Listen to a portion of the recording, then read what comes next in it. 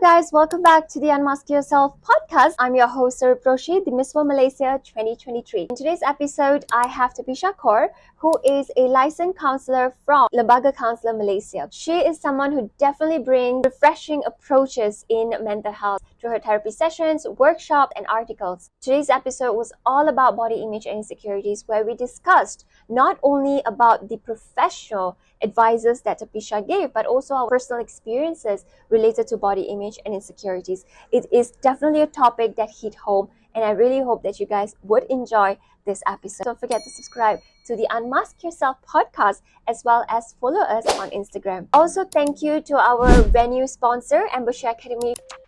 Sit back and enjoy this episode. Welcome to the second episode of Unmask Yourself. It's a pleasure to have you here today. Yes, I'm quite excited to be here as well. I think today's topic is pretty interesting. So thank you for having me on board. Excited to get into this topic because it's a topic that's close to my heart. And I think a lot of people out there would benefit from it. How are you, by the way? Good? I'm good. How about you? Yeah. How's your heart? My heart? Yes. My heart is good. Yeah. Okay, so today's topic is going to be really interesting. It's a body image issues topic.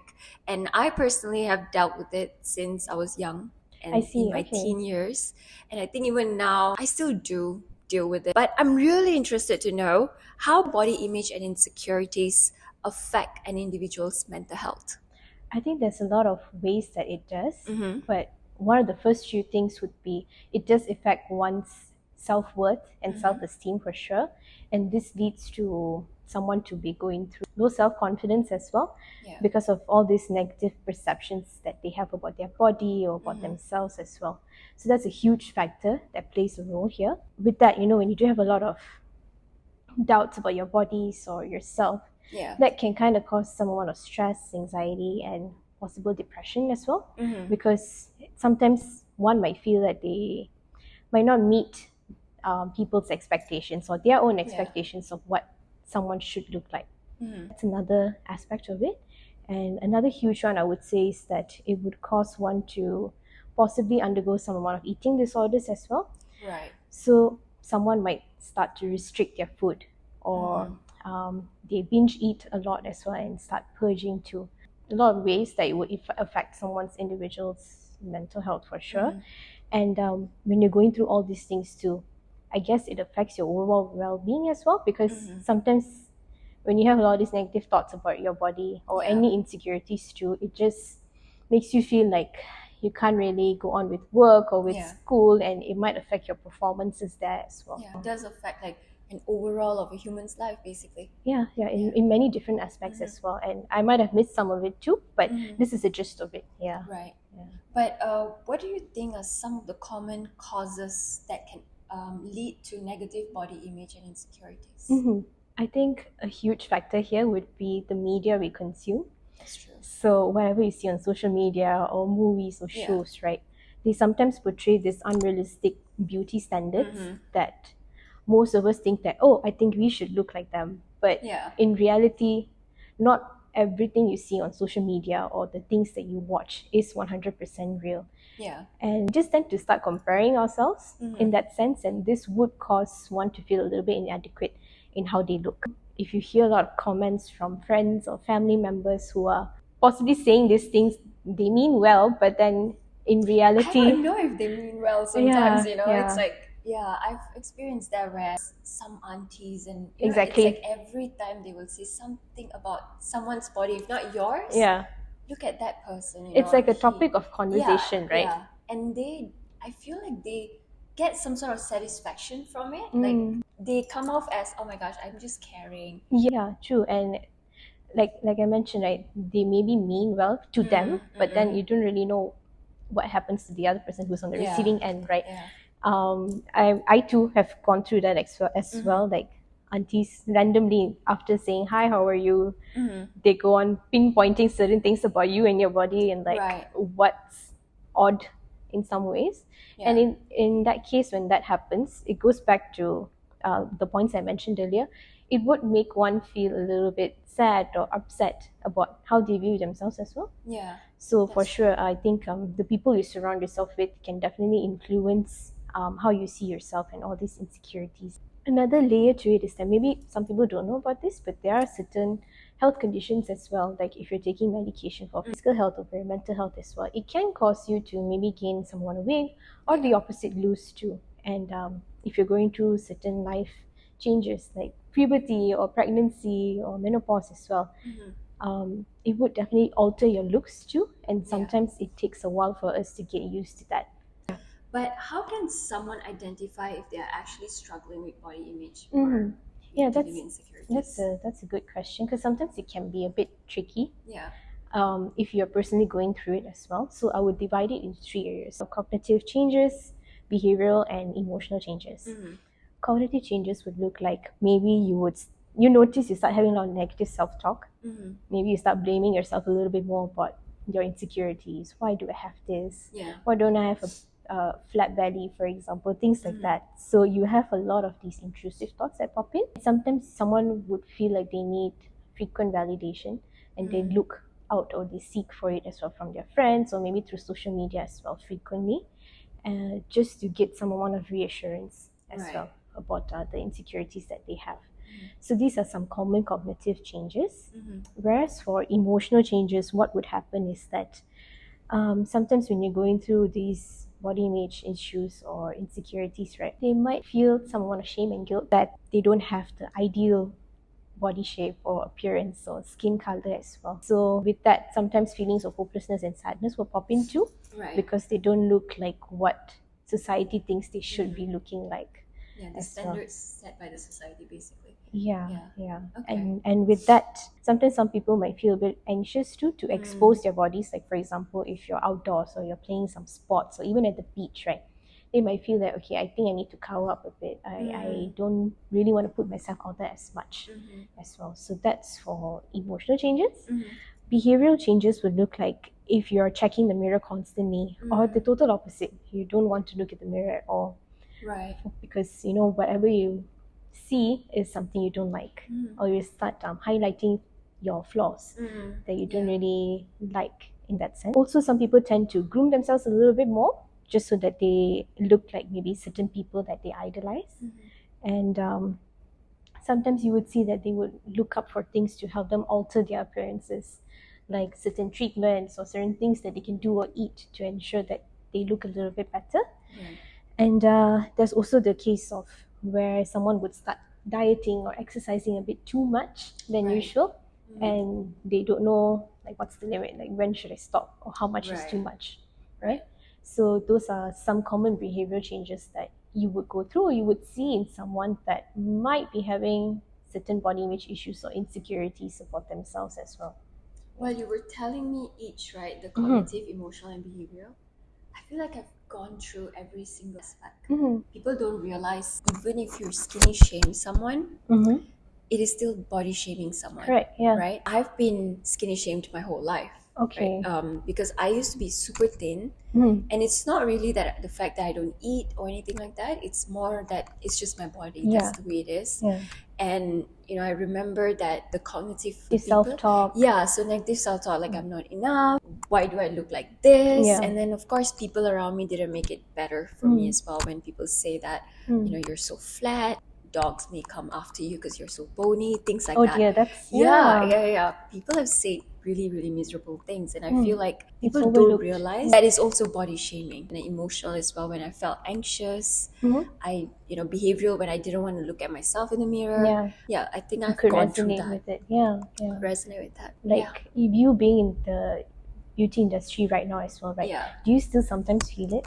Yeah. For me, this experience was when I was a teen. When I first started modeling, in the modeling world, being skinny is appreciated.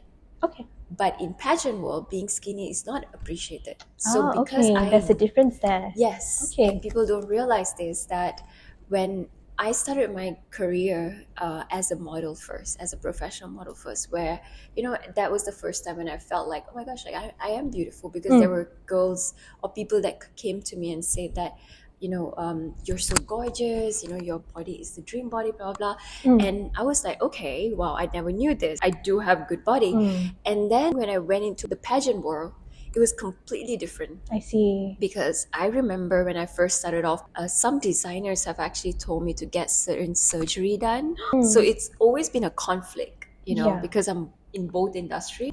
That was also an experience. I was early 20s, like you said, right? Body changes as well. As I grew older into my mid 20s, my body changed as well. So now it's like some people do accept it, some people don't. But I think I went through a journey of, self-realization and healing process, which we will go through Yeah. later. But now I'm kind of happy with where I am. I think your journey just shows that you've met a lot of people from both sides, Yeah. extremes, in both extremes Yeah. for sure. And now you're at a place where you're very comfortable in your own skin. Yeah. And of course, we're going to be speaking about that as well and how that helped too. But I mean, it's amazing to see that you've been on Thank both you. sides and look at you today. Yeah. Thank you so much. Yeah. But how about you though? Have you experienced, I remember you mentioned earlier as well, you have experienced some sort of comments from aunties. But what could you explain more about that? I think when I was in my teens, even though everyone has acne, but I felt that mine was a little bit more severe than the others. And because of that, I tend to self-blame myself a lot. Like, okay, why don't I have clear skin like others? Or why is this happening to me? And things like that. So that really put me down in a lot of ways for sure. This was an experience you had when you were a teen? When I was in my teens and until I was like my early 20s as well. Right. So when I started college too, I think that was like the peak of my acne issues, in which what I mean by peak is I really felt it at that point of time too. And again, a lot of self-hate came in and blaming myself. And yeah, it was just a not so great experience for me for sure. Right. Yeah. Only later on in my mid-20s that I realized how to deal with it and all that. But at that point of time, no matter what I tried or did or what people say, I just couldn't really believe it. Right. Or I wasn't in that headspace to like allow myself that kindness. It was more of, why is the world like this? Why do girls get it worse? Things like that. Yeah. So I guess, I still do deal with adult acne for sure. And these insecurities still do pop up as well. But I think now in my mid-20s as well, I've learned how to deal with it in my own way as well. It's good that now I'm a bit more confident in myself, in my own skin as well. But back then, it was really overwhelming for sure. Yeah. Right. I can totally relate to that. And I feel like why we feel so much of self-hate or we have all this negative perception about it is because how the media and people have made us feel. That's But true. I feel That's like if true. we were more transparent about it, I say this, but it's very hard to do it, like to Correct. be transparent about Correct. it. I do feel like one day I want to be more transparent about the fact that, I have acne. It's easier said than done. Correct. Like right? if you were to tell me these things that you were saying and the things that I will be telling you later too, if you told me these things like when I was in my teens, I probably wouldn't believe it. I'm like, really? Like it will fade or it will I'll find ways to deal with it.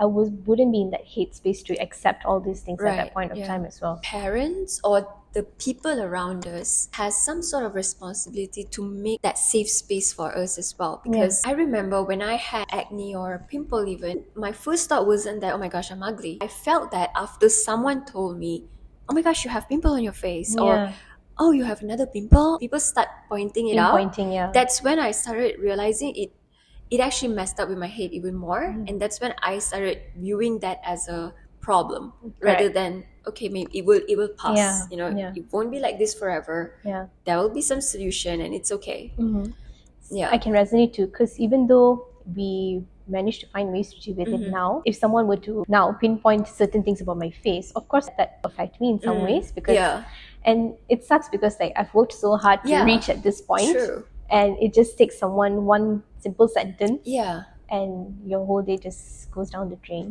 I feel like the society or people need to start being more conscious about what they're saying, knowing that their words carry weight. Correct. It does affect someone. You might be just saying it, your sentence, and then you will go about your day, but the other person may just hold on to it and keep it to themselves. Keep it in, and ruin their whole day. Exactly. So being mindful is actually pretty important. Yeah, correct. I wanted to ask you, when you were teen, it was tough for you to deal with it.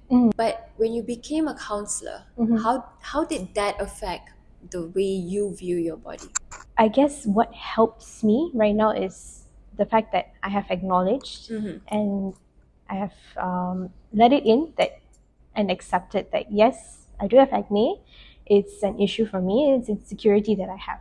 And if anyone were to maybe pinpoint these things for me on me, I would know that it might affect me slightly, but I'm at a better space to manage these feelings that pop up whenever if it does happen as well. Again, I know if I heard this advice when I was a teen or my early 20s, right? Again, I wouldn't really believe in it. Like, so what if you acknowledge it? Yeah. But now, as in my mid 20s as well, I think there's a lot of power that comes with acknowledging your feelings.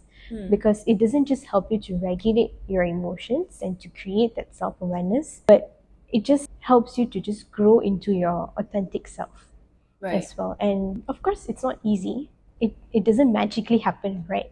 It does take time for you to identify, okay, what does my authentic self look like? How can I be a bit more comfortable in my own skin if you feel like that's something you want to do? Or if you feel like a change needs to happen, what does that look like as well?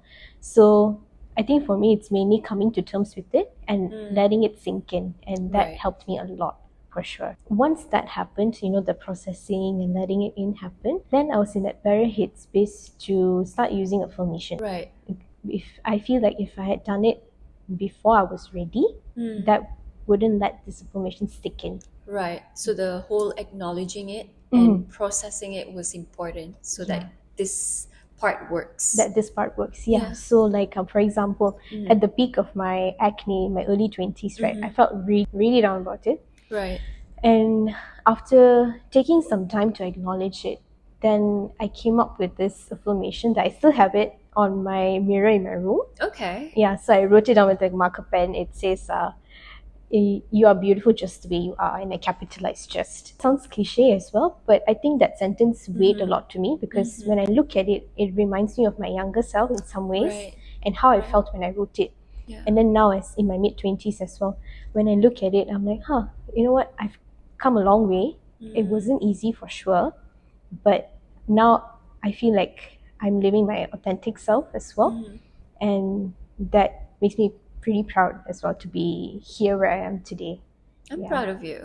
Thank you. I'm sure it was a tough journey, but to see you being here today, that you're okay with it, I think that in itself, deserve a pat on the back. Oh, thank you. Because it's a tough journey. Yeah, it is. Like I said, it doesn't magically happen overnight, right? So there'll be like a lot of downfalls that you have to go through, but that's what worked for me. Like acknowledging and accepting it helped me to rely on this affirmations a little bit more and to actually believe in it. Right. I feel like I'm still struggling. It's still a journey for me. It's sometimes I'm okay with it, but sometimes I feel like it still hits me. True. I mean, I feel that as well. Right. It doesn't mean... So it's not really like completely gone. No. I Right. think it's always going to be a work in progress for sure. Like, of course, there are days when my period's approaching, or even the week before my period, I start getting acne, and it's just difficult to see in the mirror again. Yeah. And I'm like, this time again, like it's very tiring as well to be dealing with it. It's like a loop, you're getting stressed about that thing, and then it's and the even cycle more repeats, right? It's flaring up even more. I think I'm at a space where whatever affirmations I tell myself or however I reframe my thoughts into more reasonable ones, there are things that I actually believe in right now. Bodies are constantly changing and we are growing as well, so it makes sense why sometimes hormonal imbalance happens. Especially stress us happens women. too. Exactly. We go through a lot of hormonal imbalance Changes, throughout.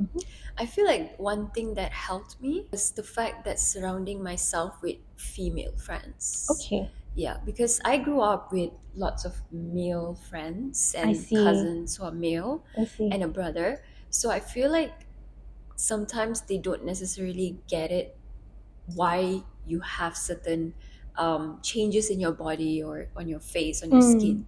Because for them, society isn't very harsh, even if they do have, True. But when I surrounded myself with female friendship, especially in my early 20s, I started fostering even more female friendships, and I realized the beauty in it because we sort of give each other the affirmation. Correct. And as That much sisterhood as helps. as much as you don't need the validation, but even one person just saying that, hey, that's normal. I've experienced that. Yeah. Even that, it makes you feel like, okay, I'm not alone. This is not my Yeah, a lone battle. correct. Yeah. It just gives you, you feel supported in a Yeah. way, for sure. Yeah. So acknowledge it, process it, and affirmation Mhm. really helps, as well as a little bit of female friendships. Yeah. Since we discussed a lot about society, and we also touched on a little bit about social media, how the media has a role to play in how people perceive their own body as well. Like, how Instagram has filters now. Yeah. That, it's very, very hard for a person to even detect that another person actually having a filter. Yeah, true. And then with the rise of Facetunes and FaceApp, that Photoshops, and now AI being integrated into all this, what is your opinion about that? I think in my teens and early 20s, when my insecurities were at the peak, right? I think I would appreciate it. Like, I would definitely be a consumer of it, for sure. But now that I'm in a space where I realize that it's a journey and there will be ups and downs in how I feel about my insecurities as well, I feel that, again, with the use of these apps and AI and all that, it wouldn't let you to live your authentic self in some ways. And on one end, I understand why people would have to use it. But at the same time, I know that if you use it, it just is masking yourself in some ways as well. In which, if you're truly comfortable with it, then by all means you can go ahead. But I think that would prevent someone to get to know you truly as you are as a whole, and without all the filters and all these beauty apps and all that. Yeah. True. When we grew up, we didn't have Instagram having all these Filters, right? yeah. The only filter is like probably the color change or something like Yeah, that. like the cute flower filters, like the dog. Yeah, and that, like, yeah. Correct. Snapchat filters, Yeah. all those things. But even then, I felt insecure with myself, not because of this filter, but I can only imagine if teen now, when they see that, when they go on Instagram, they put all this filter, but then at the end of the day, you have to close the app. Yeah. And you have to face Go yourself. back to reality. Yeah. And that's when I feel it really damages a person's mind, and I feel like it just increases insecurities in a person. For sure. And it again goes back to the unrealistic beauty standards. Like Yeah. all these apps as well. Yeah. They would probably done their own market research as to, okay, maybe putting XYZ filters make you look prettier in whatever pretty means as well, right? But in reality, we're all very unique from each other. So how you define beauty, how you define being pretty, it's all different for all of us as well. True. But when you have all these apps as well, it might make you think that, oh, okay, so if I'm not fair skin, or if I'm darker skin as well, does that mean I'm not pretty? You need your lips to be certain ways, to be certain That's very particular. Yeah, very, very particular. Specific. Yeah, your eyes need to be certain way, and your eyebrows need to be certain way, your hair color needs to be certain way as well. Yeah, it That's causes true. all these questions as well. It makes for sure. you feel inadequate. What it does though, other girls, now they're gonna grow up thinking that is That's the reality. normal. Yeah. And then they're gonna grow up thinking that, why when I look in the mirror, I don't look like that. Correct. Not knowing that this is not even the reality, right? Yeah. So I feel like it does create like distortion. Yeah. Like you're comparing yourself to someone or something that don't even exist, to be honest, in the first. And like you said, it's pretty tough to be a child or a teenager or even young adult at this point of time and era. Correct. Yeah. So we talked about some of the ways you dealt with or navigated through this whole body image and still navigating through it. But what are some strategies or coping mechanism that can help individuals to overcome body image and insecurities? And what would you suggest people to practice, especially to teen girls? Because I deal with a lot of teen girls from marginalized community and stuff like that. They don't necessarily understand the concept of the fact that it's okay to have acne, it's okay to look certain way. I remember that I volunteered at this one place with teen girls, and this girl came and said that, Akka, I don't have the body that you have. And they are like literally, I would say 12, 13. And it's so sad. It's like, girl, you're still, you haven't still growing, even... you're still growing. You still haven't seen like changes that's going to happen to you. This is not the end, And I feel like, of course, nowadays, even when I teach modeling classes and everything, I see teen nowadays are more insecure about their body than how we probably were in our era, because we literally didn't have a lot to compare to. Correct. It was just probably newspaper, magazine, this and that. Social media only slowly, very recently, only started becoming like a thing, right?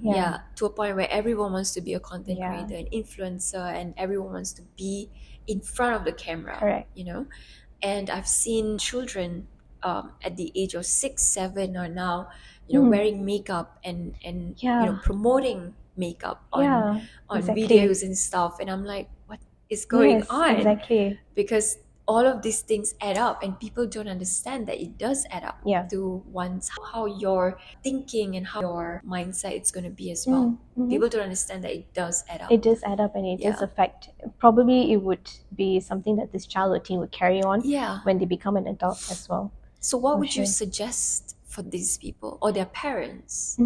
I think it all starts at home. So making sure that your parents are, or the people that you surround yourself with, are people that truly support you. It makes a huge difference. It does. It does. So that they don't just lift you up, but they are also there to remind you of your worth. Yeah. Whenever you do feel like you need a reminder as well. Yeah. But I do understand some of us might not have that privilege where we get surrounded by people that are, there for us no matter what. Yeah. So in that case, seeking help through therapy would help. So having that extra support system whenever you feel like you need a shoulder to lean on, that would be pretty beneficial as well.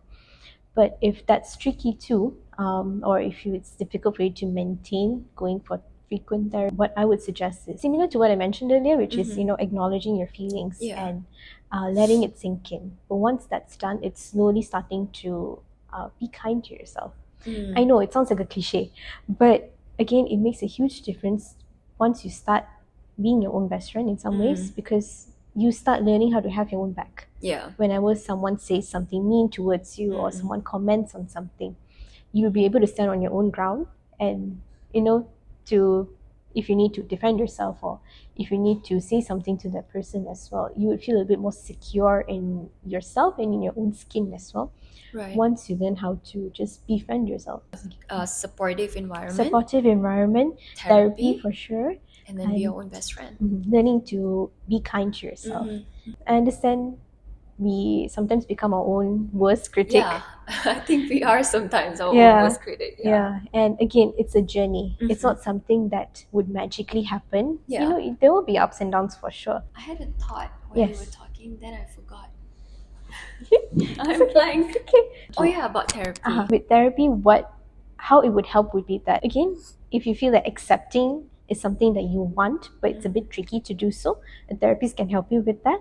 And they will also be able to help you to challenge or to reframe your intrusive thoughts into more reasonable ones as well, so that it's easier for you to keep in mind whenever you do have these insecurities popping in. You will know that, okay, I can reframe my thoughts into something that's more reasonable for me as well. Okay. And they will probably teach you other coping mechanisms that you need to whenever you feel a little sad or upset, whatever feelings you feel towards your insecurities. If they do pop up, therapists will teach you how to cope with those feelings whenever they do come up as well. I believe that therapy helps because I have sought comfort in therapy as well. When I was very insecure with myself and the acne that I had, therapist has provided me certain skill sets that made me rethink about these intrusive thoughts and reframe my thoughts. This is not actually real. It's just a thought, but it's not really. I don't have to pay so much of attention to it, to be honest, or give it power to control me. And I think through that I was able to even be a little bit more kinder to myself even. So I think it helps. Have you ever experienced your client came to you at a point where they couldn't take it, or to a point where they even probably wanted to suicide or anything like that? Yes, I do have experience with that, because body image issues is an area of interest of mine as well. Okay. As someone who has been through it, I feel like I somewhat know what it feels like to be on the receiving end as well.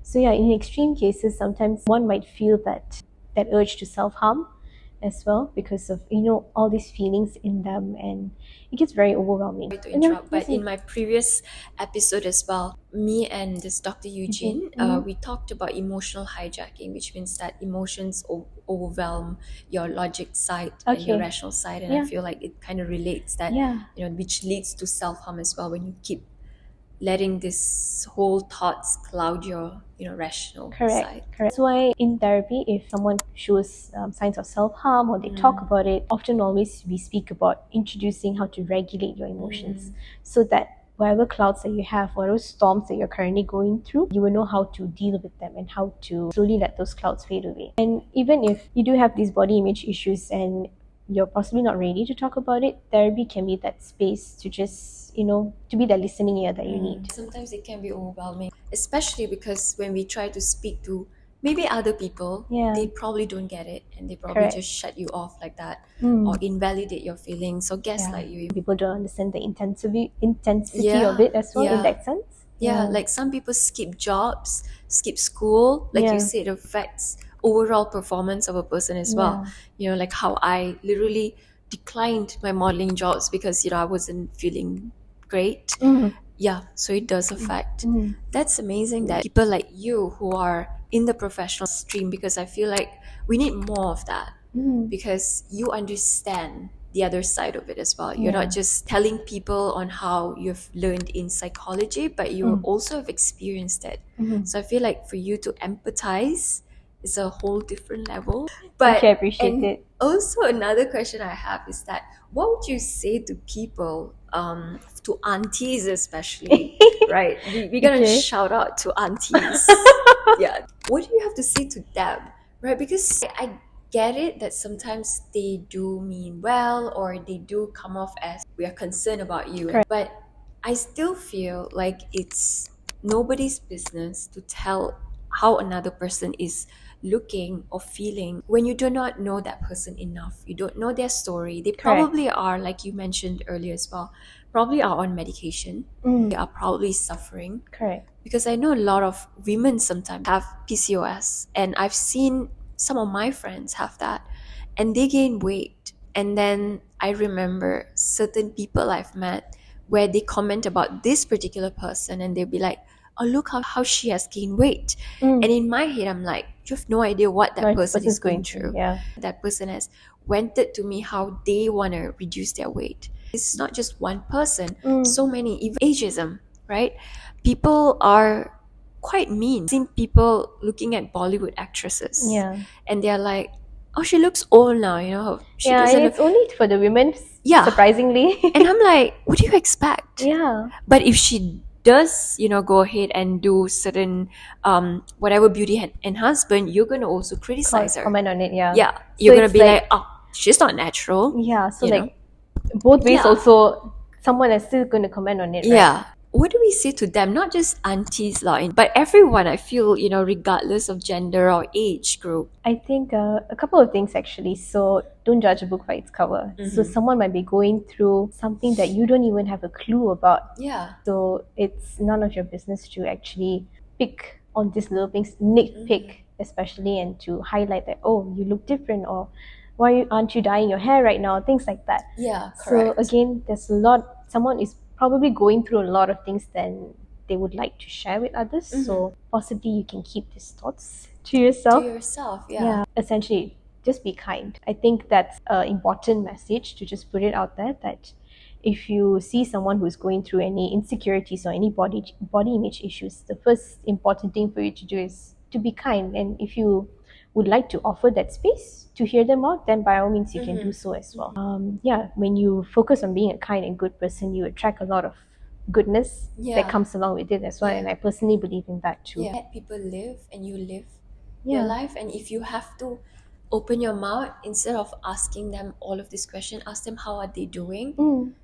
Maybe then you will get your answer about why they are the way they are, why they gained weight or they lost weight, or why they look different, why they didn't have time to dye their gray hair sometimes.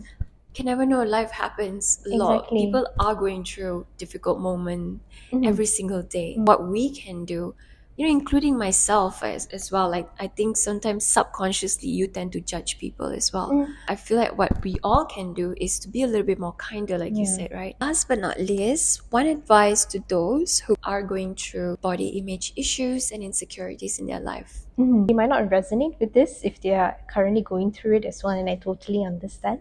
I've been there. They can rewind and replay whenever they feel like they're ready to hear this. But it's important to keep in mind that we're all uniquely different from each other. Like, I'm sure there's no one else that's like you outside that thinks like you, that talks like you, that carries yourself the way that you do. I'm pretty sure it's very difficult to find a carbon copy like that. So keep that in mind, and that we're all uniquely different, and that's what makes us all special in our own way. And when you again focus on being a good, kind person, the real ones would stick with you, and they would recognize your worth, and they will also remind you that you are worthy. And with that, that again would lift you up in a lot of ways as well. So embrace that uniqueness that you bring to the table. I hope whoever's listening to this would know that you are worthy even when you don't feel like it. Yeah, that would be That's my a good advice. note. Yeah, you are worthy even though you don't feel like it. I feel like you were speaking to me. I'm glad you could resonate with it, because I think that's what I would have needed to hear when I was a teen, or when I was at the peak of these insecurities as well, right? Yeah. Thank you so much for Thank this you. beautiful session. Thank you for having me. Thank you for your time. Great to chat with you about this as well. Yeah. Did you enjoy it? I did. Okay, I think great. it's a very, again, important topic to talk about, and you don't really hear people talking about it. So Yeah. yeah. True. Okay, we're done. Yay!